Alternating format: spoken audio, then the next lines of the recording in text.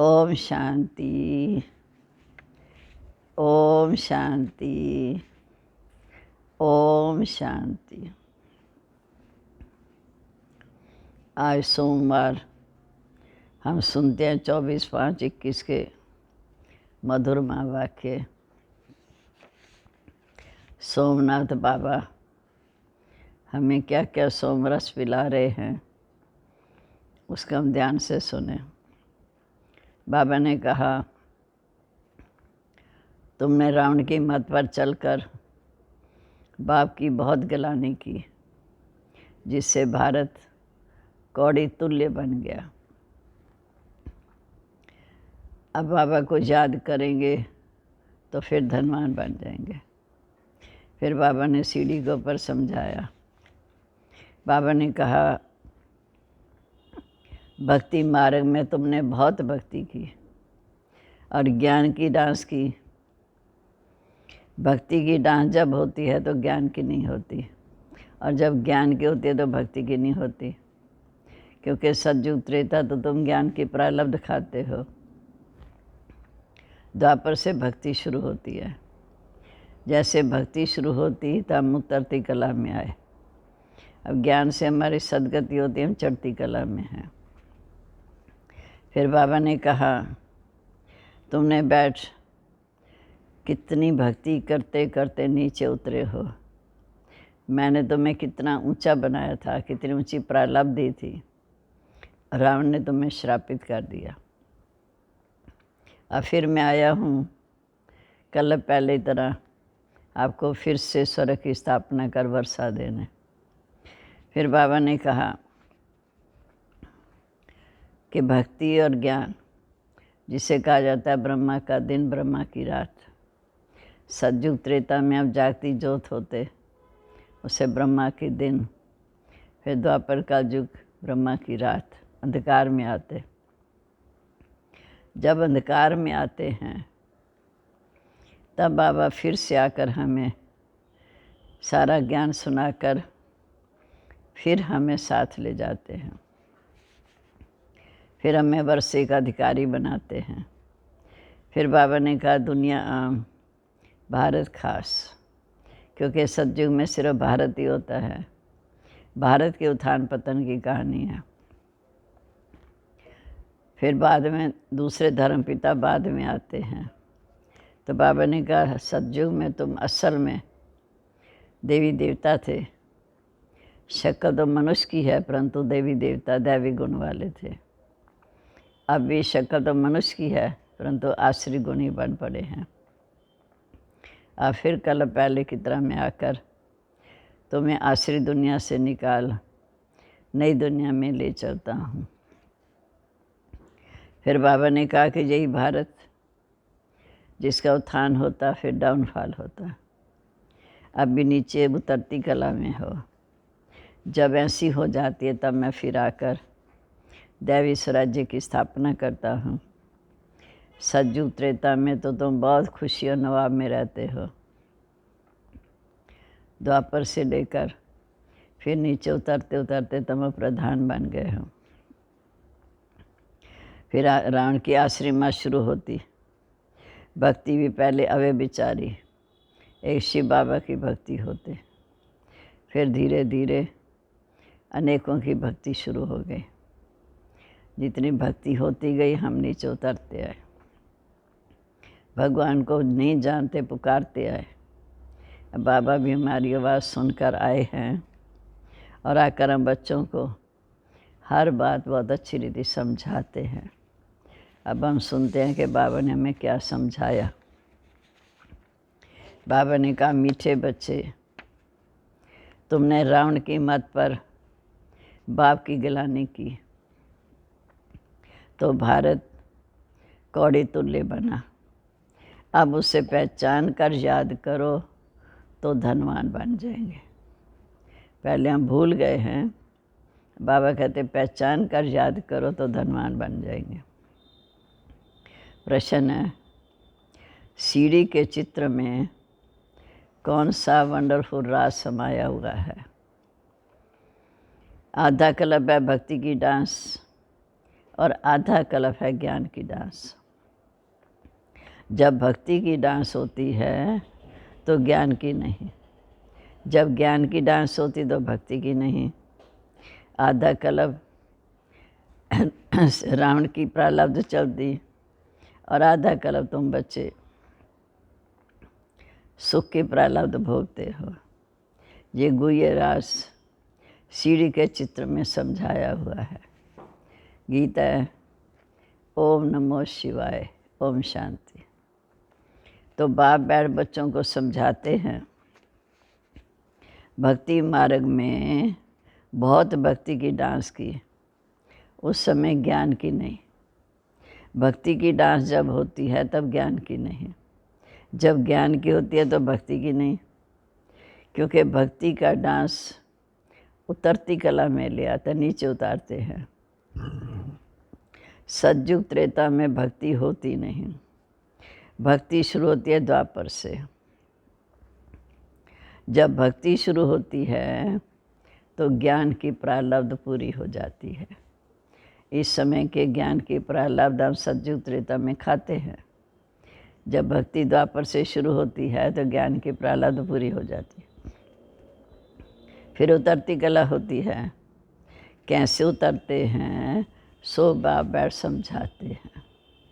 मैं कल्प कल्प आकर बच्चों को कहता हूँ, तुम बच्चों ने हमारी बहुत गिलानी की।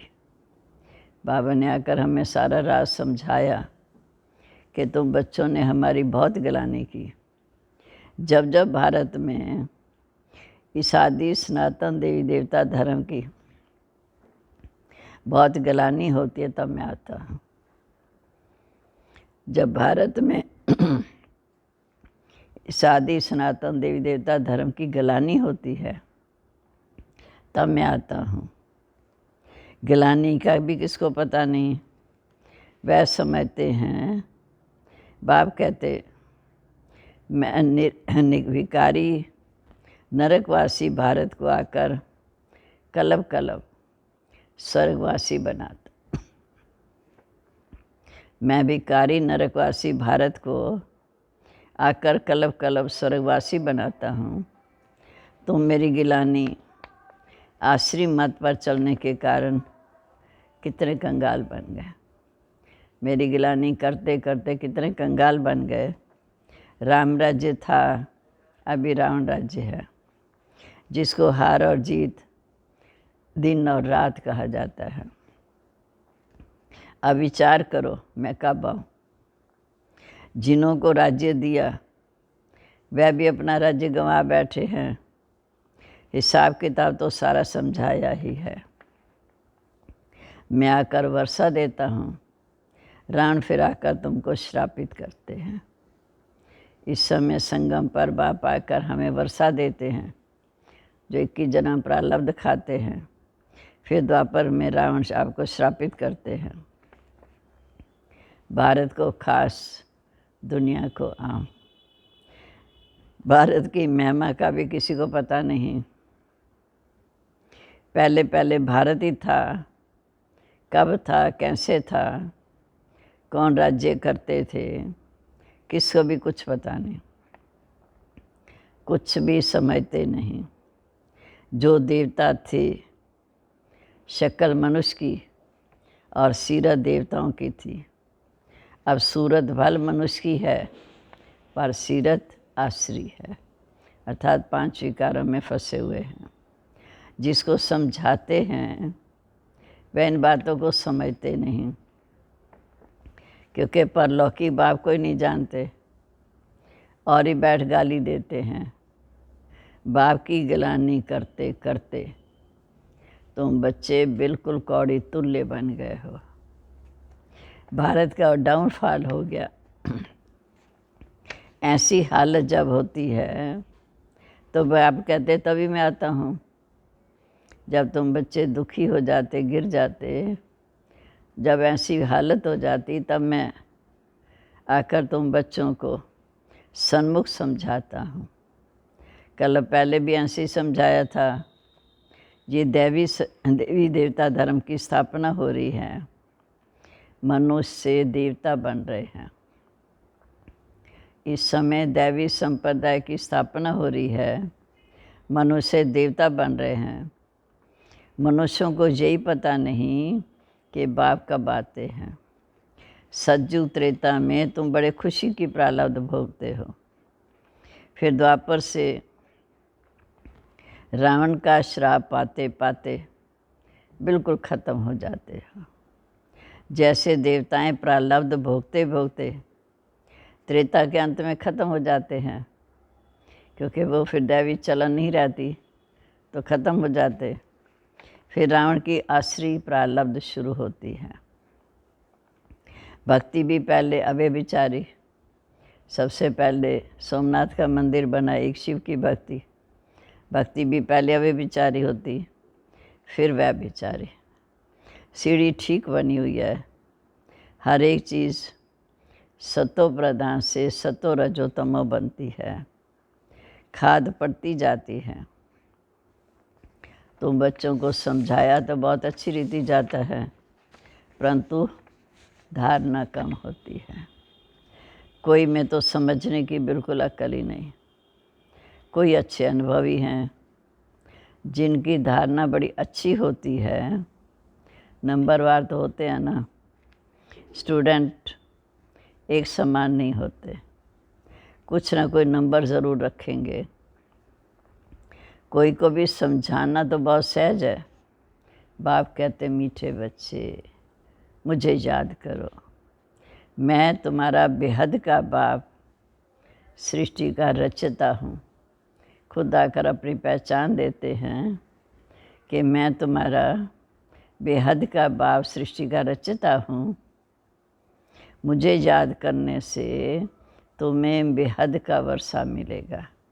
बेहद का वर्षा माना सबसे ऊंची पदवी, वो भी 21 जन्म के लिए, क्योंकि याद से ही खाद निकलेगी। सिर्फ ये समझाओ कि तुम ही भारतवासी सतयुग में सतो प्रधान थे, तुम ही थे।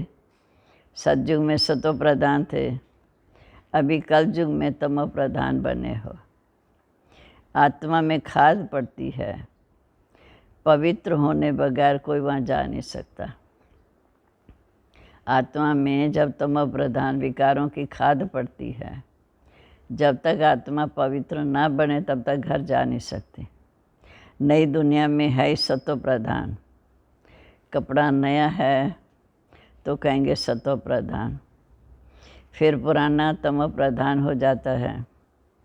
अभी सबका कपड़ा फटने लायक है, मतलब इतने तमो प्रधान बन चुके हैं। सब जर्जरी भूत अवस्था को पाए हुए हैं। जो विश्व के मालिक थे वह भी इस समय बिल्कुल गरीब बने हैं। फिर मैं आकर उनको ही साहूकार बनाता हूँ। इन बातों को मनुष्य नहीं जानते, क्योंकि ये चक्कर कलब की तरह वो चलता है। भारत स्वर्ग था तो लक्ष्मी नारायण का राज्य था, और सद्धर्म वाले तो बाद में आए। सतयुग में लक्ष्मी नारायण का राज्य था, त्रेता में राम सीता का राज्य, बाकी तो धर्म बाद में आए। बाप तुमको रियल बात बैठ समझाते हैं। गीता का देखो कितना मान है, पढ़ते पढ़ते बिल्कुल नीचे गिर गए हैं, तभी पुकारते हैं हे पतित पावन आओ। अब हम भ्रष्टाचारी बन गए हैं। सदगति तो सिर्फ भगवान ही दे सकते हैं। जब हम भ्रष्टाचारी बन जाते हैं तब आपको पुकारते हैं। सदगति तो एक भगवान ही दे सकता है, बाकी शास्त्रों में तो सब है भक्ति मार्ग। अब तुम्हारी बुद्धि में बैठा हुआ है कि हम बाबा के ज्ञान से देवता बनते हैं। जब सारी दुनिया से वैराग है, सन्यासी भी भक्ति करते हैं, गंगा स्नान आदि करते हैं ना, भक्ति भी सतो प्रधान फिर सतो रजोतमो होती है। ये भी ऐसे है, आधा कल्प दिन आधा कल्प रात गई जाती है। ब्रह्मा के साथ ज़रूर ब्राह्मणों का भी होगा। तुम अभी दिन में जाते हो, भक्ति की रात पूरी होती है। तुम अभी दिन में जाते हो, भक्ति की रात पूरी होती। भक्ति में तो बहुत दुख है, उनको रात कहा जाता, क्योंकि अंधेरे में धक्के खाते रहते हैं। भगवान से मिलने के लिए भक्ति मार्ग में सद्गति देने वाला कोई होता नहीं। तुम्हारे सिवाय कोई बीज अर्थात रीति भगवान को जानते नहीं। आत्मा भी बिंदी, परमात्मा भी बिंदी, ये बात कोई समझ ना सके। परमात्मा स्वयं आकर ब्रह्मा तन के द्वारा हमें समझाते हैं। उन्होंने फिर भागीरथ बैल के रूप में दिखाया। अब बैल की तो बात है नहीं, बाप सब बातें अच्छी रीति समझाते हैं, परंतु किसी की बुद्धि में पूरी रीति बैठता नहीं। भागीरथ किसे कहा? जिस तन में आते हैं उसको कहा भाग्यशाली रथ। ये ज्ञान किसी की बुद्धि में अच्छी रीति बैठता नहीं, तो बाप बैठ समझाते हैं, मीठे बच्चे, मैं तुम आत्माओं का बाप हूँ। तुम मुझे याद करो और वर्षे को याद करो, तो तुम्हारे सब विकर्म विनाश होंगे। तुम मुझे याद करेंगे तो विकर्म विनाश होंगे, और वर्षे को याद करो। फिर भी कहते हो बाबा हम भूल जाते हैं। बाबा कहते वाह, ऐसे साजन या बाप को भूलना चाहिए? स्त्री पत्नी को, स्त्री पति को, बच्चे कभी बाप को भूलते हैं क्या?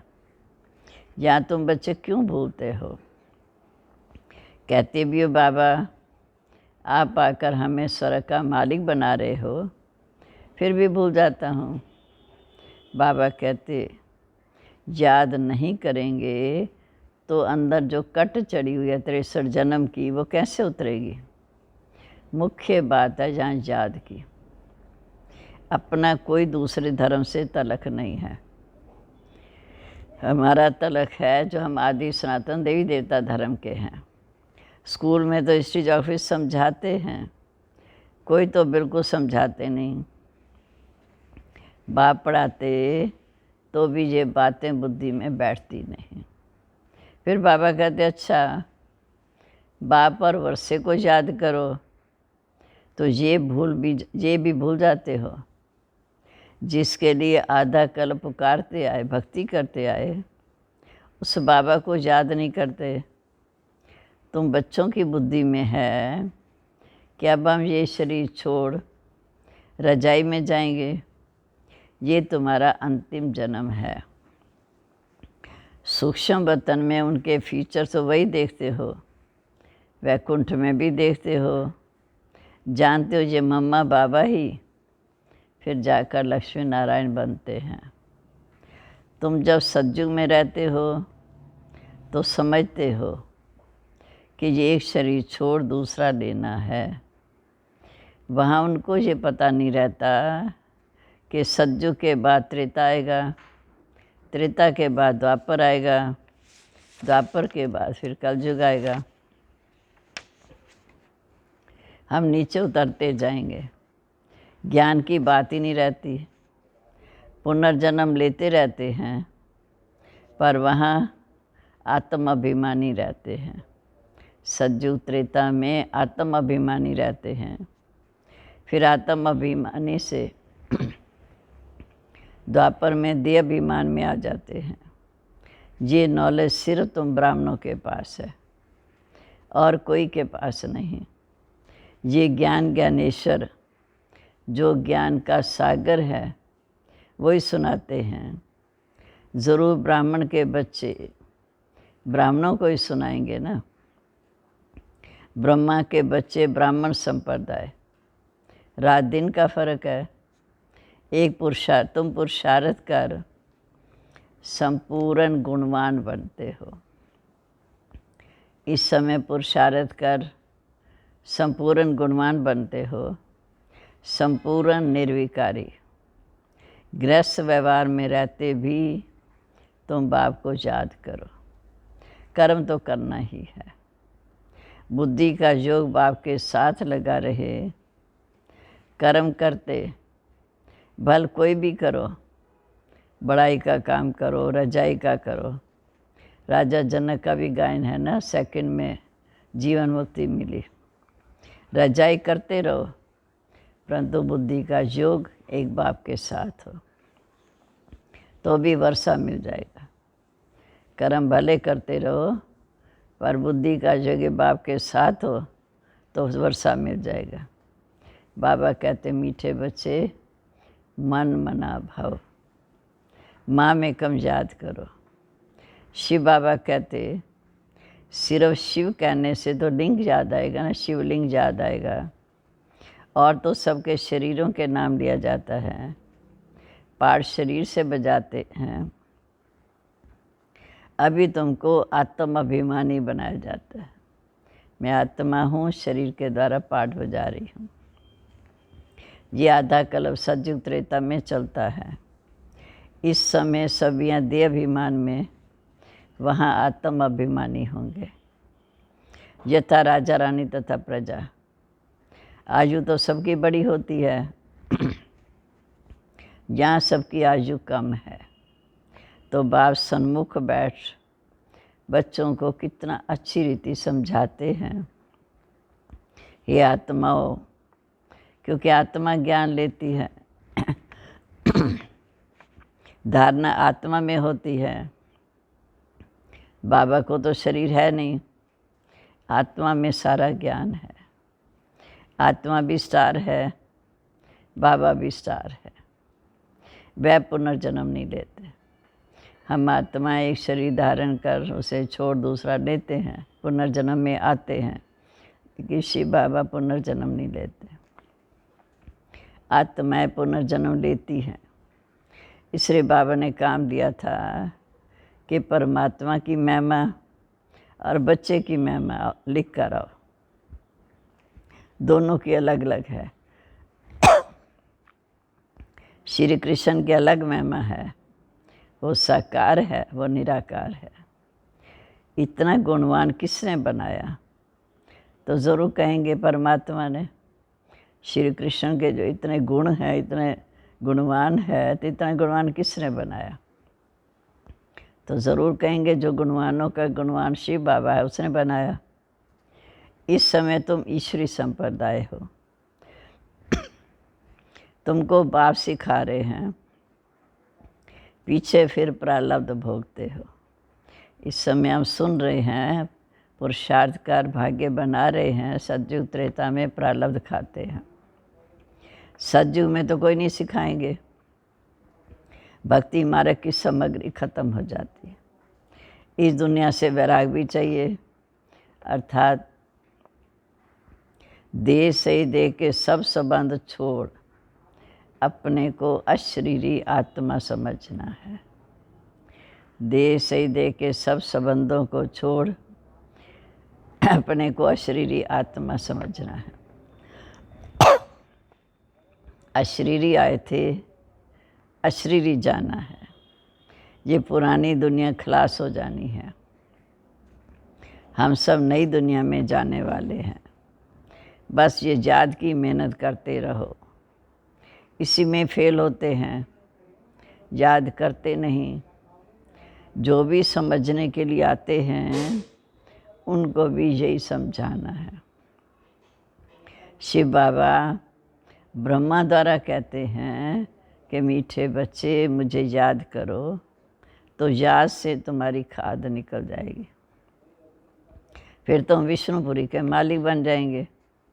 विष्णुपुरी ही स्वर्गपुरी है। लक्ष्मी नारायण विष्णुपुरी का दूसरा रूप है श्री लक्ष्मी नारायण। तो जितना हो सके बाप को याद करो। जिस बाप को आधा कल्प याद किया है, अब वह सन्मुख आए हैं, कहते मुझे याद करो। उनको कोई भी जानते नहीं, खुद ही आकर अपना परिचय देते हैं कि मैं जो हूँ, जैसा हूँ, ऐसा कोई बिरला ही जानते हैं और निश्चय करते हैं। खुद ही आकर अपना परिचय देते हैं कि मैं जो हूँ, जैसा हूँ, ऐसा कोई बिरला ही जानते हैं और निश्चय कर लेते हैं तो पुरुषार्थ कर वर्षा पा लेते हैं।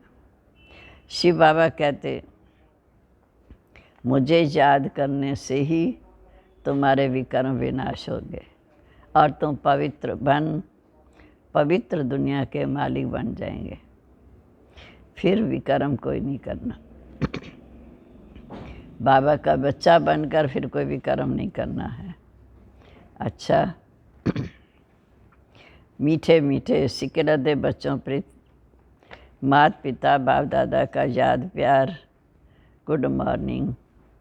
रूहानी बाप की रूहानी बच्चों को नमस्ते।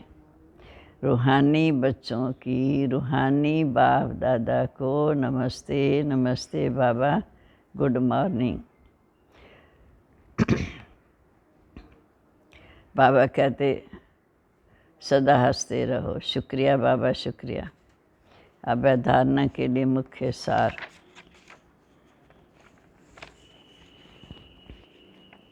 पहली पॉइंट है, पुरुषार्थ कर सर्वगुण संपूर्ण गुणवान बनना है। कर्म कोई भी हो, लेकिन बाप की याद में रहकर करना है। कोई भी विकर्म नहीं करना है। दूसरा, ये पुराना कपड़ा शरीर जर्जरी भूत है, इससे ममत्व निकाल देना है। आत्मा को सतो प्रधान बनाने का पूरा पुरुषार्थ करना है। अब आज का वरदान, करना और कहना, इन दो को सम्मान बनाकर क्वालिटी की सेवा करने वाले सच्चे सेवाधारी भव। करना और कहना दो को समान बनाकर क्वालिटी की सेवा करने वाले सच्चे सेवाधारी भव। सदा टेंशन रहे कि पहले करना है फिर कहना है। कहना सहज होता, करने में मेहनत है। मेहनत का फल अच्छा होता है। लेकिन यदि दूसरों को कहते हो और स्वयं करते नहीं, तो सर्विस के साथ साथ डिस सर्विस भी प्रत्यक्ष हो जाती है। जैसे अमृत के बीच विष की एक भी बूंद पड़ने से सारा अमृत विष बन जाता है, ऐसे कितनी भी सर्विस करो, लेकिन छोटी सी गलती सर्विस को समाप्त कर देती है। इसलिए पहले अपने ऊपर अटेंशन दो, तब कहेंगे सच्चे सेवाधारी। स्लोगन है, अनेकता में एकता लाना, बिगड़ी को बनाना, ये सबसे बड़ी विशेषता है। अनेकता में एकता को लाना, बिगड़ी को बनाना, ये सबसे बड़ी विशेषता है। आज का सम्मान है, मैं सच्चा सेवाधारी हूँ। अब मतेश्वरी जी के मधुर वाक्य, चढ़ती कला उतरती कला का मुख्य जड़ क्या है? बहुत मनुष्य प्रश्न पूछते हैं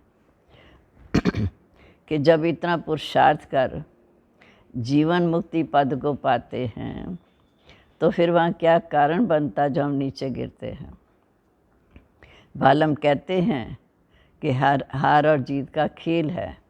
इसमें चढ़ती कला उतरती कला होने का भी कोई कारण ज़रूर है, जिस कारण के आधार से ये खेल चलता है। जैसे पुरुषार्थ से हम चढ़ रहे हैं, वैसे गिरने का भी कारण ज़रूर है। अब कारण कोई बड़ा नहीं है, ज़रा सी भूल है। जैसे परमात्मा कहते, बच्चे मुझे याद करो तो मैं तुमको मुक्ति, जीवन मुक्ति पद दूंगा। वैसे जब बॉडी कॉन्शियस हो, परमात्मा को भूलते हो तो गिरते हो, फिर वाम मार्ग में चले जाते हो, फिर 5 विकारों में फंसने से दुख उठाते हो। ये हुआ अपना दोष, ना कि रचता का दोष। जो लोग कहते हैं दुख सुख ही परमात्मा देता है, ये कहना बिल्कुल रॉन्ग है। बाबा सुख रचता है, ना कि दुख। बाकी हम श्रेष्ठ कर्म से सुख उठाते हैं, भ्रष्ट कर्म से दुख भोगते हैं। बाकी अच्छे कर्म का फल अच्छा, बुरे कर्म का फल बुरा मिलता है। बुरे कर्म का फल परमात्मा द्वारा अवश्य मिलता है, परंतु ऐसे नहीं कहेंगे कि सुख दुख दोनों परमात्मा देते हैं। नहीं, परमात्मा तो चढ़ती कला में हमारे साथ हैं, बाकी गिराने वाली माया। कॉमन रीति में भी कोई साथ अथवा मदद लेते हैं सुख के लिए, बाकी दुख उठाने के लिए कोई किसी का साथ नहीं लेते। बाकी जो जैसा जैसा कर्म वैसा वैसा फल की रिजल्ट। तो ड्रामा के अंदर दुख सुख का खेल अपने कर्मों के ऊपर बना हुआ है, परंतु तुच्छ बुद्धि मनुष्य इस राज को नहीं जानते। अच्छा जी, ओम शांति। मुरली का सार है, बाबा कहते मीठे बच्चे, तुमने रावण की मत पर बाप की गलानी की तो भारत कौड़ी तुल्य बना। अब उसे पहचान कर याद करो तो धनवान बन जाएंगे। प्रश्न है, सीढ़ी के चित्र में कौन सा वंडरफुल राज समाया हुआ है? आधा कल्प है भक्ति की डांस, आधा कल्प है ज्ञान की डांस। जब भक्ति की डांस होती तो ज्ञान की नहीं, जब ज्ञान की होती तो भक्ति की नहीं। आधा कल्प राम की प्रारब्ध चलती, आधा कल्प तुम रावण की प्रारब्ध भोगते। ये गुह्य राज सीढ़ी के चित्र में समाया हुआ है। गीता ओम नमो शिवाय, ओम शांति। ठीक से आप सबको सूचित किया जाता है कि मॉडल टाउन में डॉक्टर राम शरण जी कल परसों रात को 7:30 बजे पुराना शरीर छोड़ बाप दादा की गोद ली। कल सोमवार हरिबाग कॉलोनी श्री लक्ष्मी नारायण के मंदिर में 2 से 3 बजे तक क्रिया है। उसमें जो जा सकते हैं नियम प्रमाण वो देख लेना। ओम शांति।